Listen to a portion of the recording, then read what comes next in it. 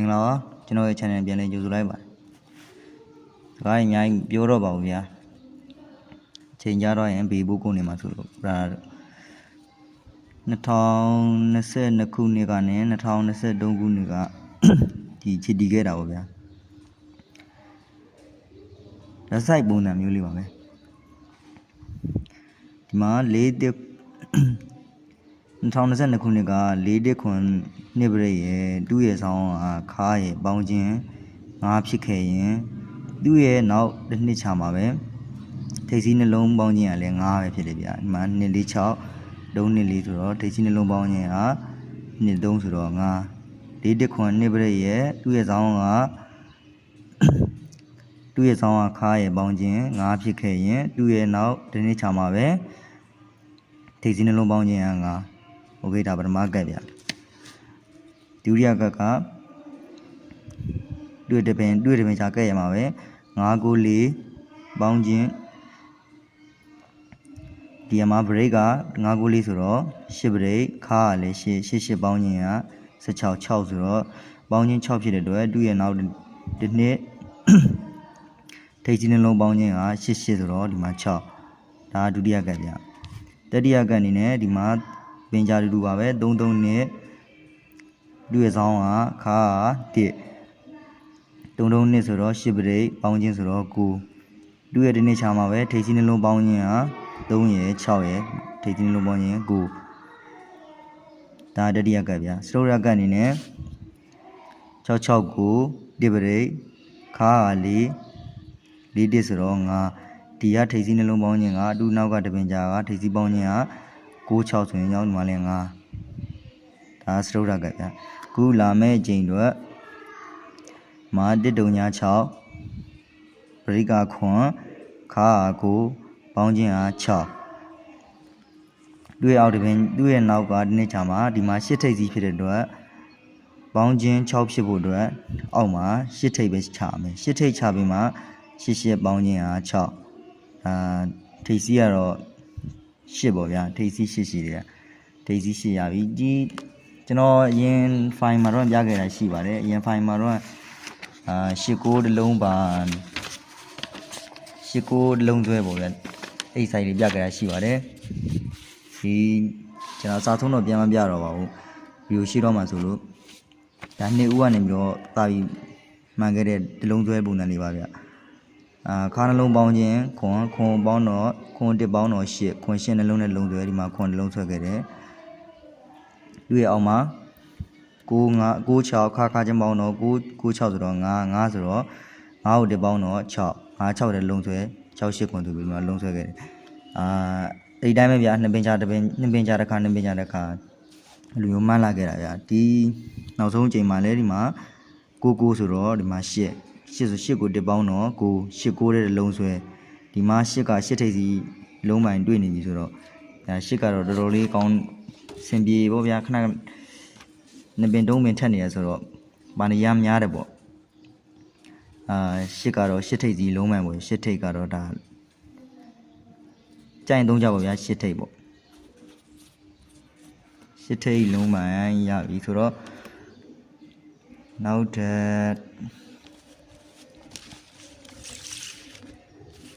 ပ်ပုံစံလေးခွာပေါင်းပုံစံလေးရထားလေးရှိပါတယ်ခွာပေါင်းပုံစံလေး2020ပါမယ်အဲ့ဒါလည်းခြေတက်ခဲ့ပုံစံလေးကဒီမှာ3.1နှစ်ရယ်3.19ရယ်ဒီ3.1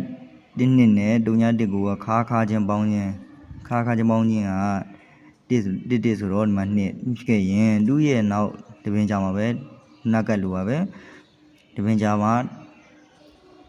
2025မှာခွာပေါင်းကဒီမှာ2ဖြစ်နေတယ်3 9ဆိုတော့2ရတယ်ဒီရှေ့ကခါချင်းပေါင်းခြင်းဟာဒီဟာနောက်က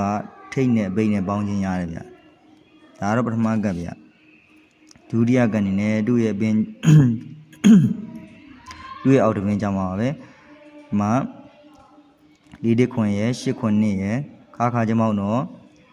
ခွန်1ဆိုတော့8သူ့ရဲ့တပင်ကြားမှာပဲဒီမှာ2 6ဆိုတော့ခွာပေါင်း8 ဒါဒုတိယကတ်ဗျတတိယကတ်အနေနဲ့တတိယကတ်ကလည်းတူတူပါပဲဒီမှာရှင်5ပေါင်းခြင်းဟာ3သူ့ရဲ့အောက်နောက်တစ်ပင်ကြားဒီမှာခွာပေါင်းဟာဒီမှာရှင်5ဆိုပြီး3ဆိုပြီးပေးခဲ့တယ်နောက်တစ်ကတ်နောက်တစ်ကတ်မှာလည်း669ရဲ့8တင်နေဆိုရင်ခါချင်းပေါင်းခြင်းက6တစ်ဆိုတော့ခွန်သူ့ရဲ့နောက်တစ်နှစ်မှာ2025ခုနှစ်မှာဒီမှာ98ဆိုပြီးတော့ဒီမှာခွန်ပရိတ်ခွာပေါင်းခွန်ဆိုပြီးချပေးခဲ့တယ်ခုထွက်မဲ့အချိန်ကျွန်တော်ထွက်မဲ့အချိန်မှာရှင်5ဆိုပြီးတော့ဒီမှာချပေးခဲ့တယ်ရှင်5ဆောင်းခါချင်းပေါင်းခြင်းကရှင်5ဆိုတော့3ပရိတ်3ပေါင်းခြင်း3ဆိုတော့ဒီကနောက်ကခွာပေါင်းကလည်းခွာပေါင်း3ဖြစ်အောင်ပေါ့ခွာပေါင်း3ဖြစ်ကျွန်တော်တို့ကခုနကတော့8ထိပ်ကရတာဆိုတော့ခွာပေါင်းက3ဖြစ်တဲ့အတွက်ကြောင့်ခွာပေါင်းက3ဖြစ်တဲ့အတွက်8ထိပ်5ပိတ်8ထိပ်5ပိတ်ရပြီကျွန်တော်ဒီကျန်တဲ့လုံးမိုင်တွေမကြိုက်ဘူးဆိုတော့မှဒီခွာပေါင်းပုံစံလေးကြိုက်တယ်ဆိုတော့ခွာပေါင်းပုံစံလေးပဲယူပြီးသုံးကြပါဗျာအကုန်လုံးပြီးခဲ့ရင်တော့လည်းကျွန်တော်ပြတဲ့ပုံစံတိုင်းအကုန်ပြီးခဲ့တယ်ဆိုတော့လည်းကျွန်တော်တဲတကွအောင်ပါပေါ့ဒါပေမဲ့ brother တို့ကြိုက်တဲ့လုံးမိုင်လေးတွေရှိတယ်ဆိုရင်ကြိုက်တဲ့လုံးမိုင်လေးတွေ break လေးတွေရှိတယ်ဆိုတော့လည်းညှက်ပြီးတော့ယူပြီးတော့သုံးကြပါဗျာလုံးစုံမှန်သွားရင်တော့လည်းဒါကံကောင်းတာပေါ့မမှန်ခဲ့ဘူးဆိုရင်တော့လည်းမမှန်ခဲ့ဘူးပေါ့ဗျာသူကတော့အချိန်လိုက်တော့ပေးနေတာပဲကျွန်တော်ကြမှာပဲမားတွိုင်းတော့လည်းပြီးမပြီးခဲ့ဘူးဆိုတော့လည်းမပြီးဘူးပေါ့ဗျာဒါကျွန်တော်တို့ဝါနာရှင်တွေအတူသိအောင်လို့ကျွန်တော်ပြန်လည်မျှဝေခြင်းဖြစ်ပါတယ်ဒါ8ထိပ်ရယ်ခွာပေါင်းက3ရယ်ဆိုတော့ဒါ8ထိပ်5ပိတ်ဆိုပြီးတော့ရတယ်ဗျဒီ break line လေးက break line လေးလည်းရှိတယ်ဗျ break line ကျွန်တော်ရင်က3 break ရယ်10 break ရယ်3 power 10 break power ပြခဲ့နေတယ်ဗျဒါလေးနဲ့ကြိုက်ရင်လည်းဒါလေးနဲ့မြောင်ပြီးသုံးရင်လည်းသုံးလို့ရတယ်ဗျဒီလိုမှမသုံးချင်ဘူးဆိုရင်လည်းကျွန်တော်ဒီ break line လေးတစ်ခုရှိတယ်ဗျ break line လေး2024-25မှာပါပဲ6 3ခွန်ရယ်6တုံညာတုံးရယ်ဒီမဒီက3ခွန်ရယ်ခါရယ်6တုံညာတုံးရယ်အပိတ်ရယ်ပေါင်းချင်းတုံညာရခဲ့မယ်ဆိုရင်တုံညာဖြစ်ခဲ့မယ်ဆိုရင်သူ့ရဲ့အောက်ကတပင်ကြသူ့ရဲ့အောက်ကပင်မှာပဲ6နဲ့6ထိပ်နဲ့ဒီကပရိတ်ပေါင်းချင်းကတုံညာရတယ်ဗျ6ဒီမှာက4ပေါင်းပရိတ်က4ပေါင်းချင်းကတုံညာဒါပထမကပ်ပေါ့ဒုတိယကပ်အနေနဲ့သူအပင်ကြီးကြာဒီမှာပဲ1 2 3 4 4တပင်ကြာမှာပဲသူဆောင်းပေါင်းခြင်းနှစ်ခါရယ်6ပိတ်ရယ်ပေါင်းခြင်း8ရ8ရခဲ့ပြီဆိုရင်သူ့အောက်ကပင်မှာပဲထိတ်စီးနယ် brain နဲ့ပေါင်းခြင်းဟာ8ရမယ်ဗျဒီမှာ6ထိတ်နဲ့တုံးတုံညာ9ဆိုတော့2 brain နဲ့6ထိတ်ဆိုတော့8ရတယ်ဗျဒါကတော့ဒုတိယကပ်ပေါ့ဗျာတတိယကပ်အနေနဲ့တပင်းကြမှာပါပဲ6ခါနဲ့3ပိတ်နဲ့ပေါင်းခြင်းဟာ2ရတယ်သူ့ရဲ့အောက်ကပင်မှာပဲ3ထိတ်ဘရိတ်က9ဆိုရင်ကြောင်းဒီမှာ2ဘရိတ်ဒါပေါင်းခြင်း2ရတယ်ဗျာဒါတော့တတိယကပ်ပေါ့ဗျာစတုဒ္ဓကပ်အနေနဲ့ဒါသူ့ရဲ့တပင်းချမှာပဲ6တုံညာ6ဆိုတော့6ပိတ်နဲ့6ခါနဲ့ပေါင်းခြင်းက2သူ့ရဲ့အောက်ကပင်မှာ6ထိတ်နဲ့ဒီက6 4 6ဆိုတော့6ပရိတ်6ထိပ်နဲ့6ပရိတ်နဲ့ပေါင်းခြင်းကဒါ2ရတယ်ဗျဒါကတော့စရုပ်ထကပ်ပါဗျာခုလာမဲကပ်ကမှာ4ခါနဲ့4ပိတ်နဲ့9ခါနဲ့ပေါင်းခြင်းက3ဆိုခြင်းကြောင့်သူ့ရဲ့အောက်ကပင်မှာပဲဒီမှာ2တည်းဆိုရင်2ဒီမှာထိပ်စီးက2ပေါင်းခြင်းက3ဖြစ်မှာဆိုတော့2ထိပ်နဲ့ဘရိတ်က1ဖြစ်မှာဒါပေါင်းခြင်း3ရမှာကိုဆိုတော့ဒါဒီမှာတော့1ဘရိတ်ပေါ့ဗျာ1ဘရိတ်ရတယ်ဘရိတ်ကတော့ဒါစင်ပြေတာယူလို့ရပါတယ်ဘရိတ်ကကျွန်တော်3မျိုးလောက်ပဲပြတာရှိပါတယ်ဘရိတ်က10ဘရိတ်ရယ်10ဘရိတ်ရယ်1ဘရိတ်ရယ်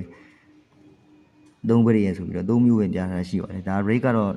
ဘာသာလို့ကြိုက်တဲ့ဟာယူလို့ရပါတယ်စင်ပြေတာယူလို့ရပါတယ်3ဘရိတ်လုံးယူလို့ရင်တော့လည်းကောင်းဆုံးပေါ့ဗျာခုတော့ဒါ1ဘရိတ်ဆိုတော့ တစ်ပရိတ်ဆိုတော့ရှင်း9စတုံးဆိုတော့885ဆိုပြီးတော့ဒါဒဲတစ်ခွက်ရတယ်ဗျာ885ဆိုပြီးတော့ဒဲတစ်ခွက်ရတယ်ဗျာဒါဒီခွာပေါင်းပုံစံကြိုက်ရင်မဲခွာပေါင်းပုံစံကိုပဲယူသုံးရင်သုံးဒါမှမဟုတ် brother တို့ကြိုက်တဲ့ဟို break line ခြား break line တွေရှိတယ်ဆိုရင်လည်းကျွန်တော်ကိုမျှဝေခဲ့ပါဦးကျွန်တော်လည်းဝါနာရှင်ဖြစ်တဲ့တော့ကျွန်တော်လည်းထိုးနေတာဖြစ်တဲ့တော့ကျွန်တော်လည်းယူသုံးပါပါဒါချက်ပေါက်မှာကျွန်တော်ကိုလာပြောပြလို့ရပါတယ်ကျွန်တော်ကိုလာပြီးတော့ချက်ပေါက်မှာကြံပြီးပြောချိုးတဲ့သူတွေလည်းကျွန်တော်ကျေးဇူးတင်ပါတယ်ဗျာကျွန်တော်လည်းကျေးဇူးတဲ့သူဖြစ်တဲ့တော့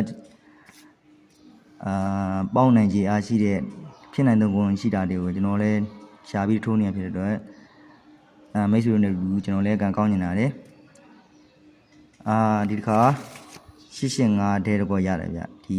ထိတ်8ထိတ်တောင်မဟုတ်ကျွန်တော်ရင်ပြထားတဲ့8လုံးမှန်ရဲ့9လုံးမှန်ရဲ့နှလုံးတစ်လုံးဆွဲပေါ့နှလုံးနဲ့တစ်လုံးဆွဲခဲရဒီ8ကိုပို့ပြီးအားတန်ပြီးကြိုက်နေတယ်ဗျမိတ်ဆွေတွေလည်းကြိုက်ရင်သုံးကြပါဗျဒီခွာပေါင်း3လို့ပဲယူပြီး3တစ်ပရိတ်ကိုပဲယူ3ကျွန်တော်ရင်ပြထားမှုတဲ့8ပရိတ်ရဲ့3ပရိတ်ရဲ့ဒါကိုပဲယူသုံးပြီးတော့ထိုးပေါ့ဗျာကြိုက်တော့သုံးလို့ရပါတယ်3ပရိတ်ဆိုရင်တော့ဒါ8တုံညာ5ပေါ့ဗျာခွာပေါင်းလဲမအောင်8ပရိတ်ဆိုရင်တော့ခွာပေါင်းက855ပေါ့ဗျာ855ရဲ့8တုံညာ5ရဲ့885ရဲ့ဆိုပြီးတော့ဒါတဲ့3ခွက်ရတော့ဗျာဘရိတ်နဲ့ဒါရှင်းပြီးထိုးတယ်မယ်ဆိုပြောတာပါဟုတ်ကဲ့ပါကျေးဇူးပါဗျာကျွန်တော်ဒီနေ့တော့လောက်ပါပဲဗျာကျွန်တော် channel လေးကိုလည်း subscribe လုပ်ခဲ့ကြပါဦးကျေးဇူးပါဗျာကံကောင်းကြပါသည်ဗျာ